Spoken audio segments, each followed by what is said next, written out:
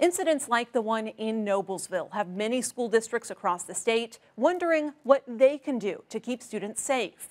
Indiana is one of the few states that allows school districts to arm teachers. It's a controversial approach that President Donald Trump supports to help in active shooter situations. And an increasing number of districts here are considering that option.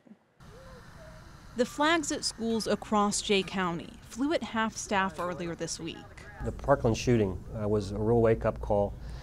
It's just been time and time again, these things continue to happen even as late as this past week. It's a sight that's become all too common across the country, and the tragedies are making their way into students' everyday routines.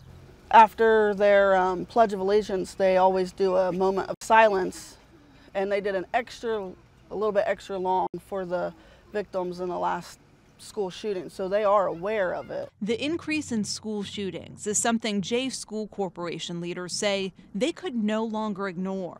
It's why what used to be a library at East Elementary School is now a construction zone. You can see in that glass, that's all going to get taken out, and there's going to be a set of secure vestibules before you can get into the office, and then you're vetted in the office, and then once vetted, you can get access to the rest of the school. It's part of a lengthy security policy the school board here approved earlier this month.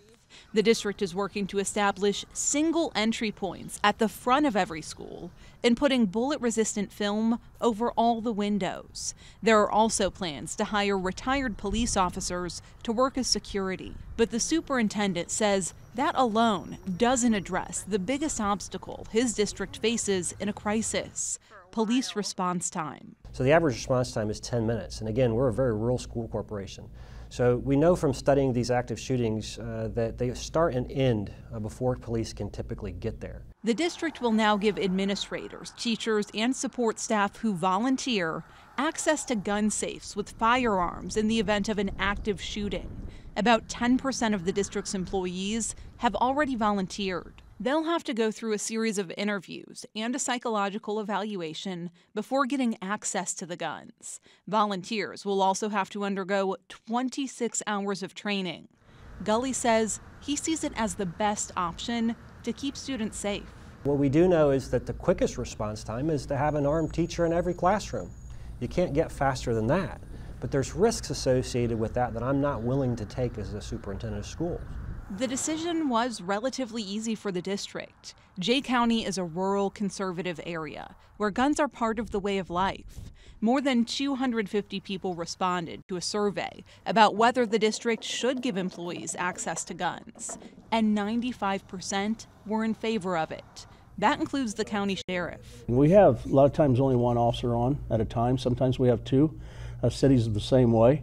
So if it happens inside one of the city schools, that's okay. We have rural community schools where it takes us longer to respond to those. The department is already looking into making cameras inside the schools accessible to dispatchers so they can relay information to officers about what's happening in the event of a shooting. But the approach Jay County is taking is one Indiana's top school chief has expressed concerns about. She's against having teachers armed in schools. The educators I've talked to, the students I've talked to, families and parents that I've talked to, I haven't found any to date that have said that's a good idea.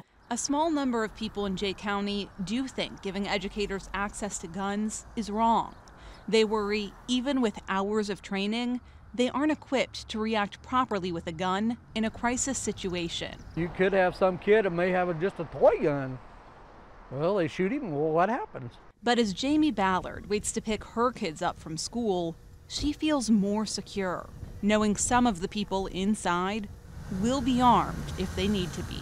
If they need to use that force, then good, because they're going to be protecting my children and my friends' children, our community, and they're going to be there first before the police. And if they can stop it before they can, it's good. Now, Gully says he's unsure how much the new security measures will cost or how the district will pay for them.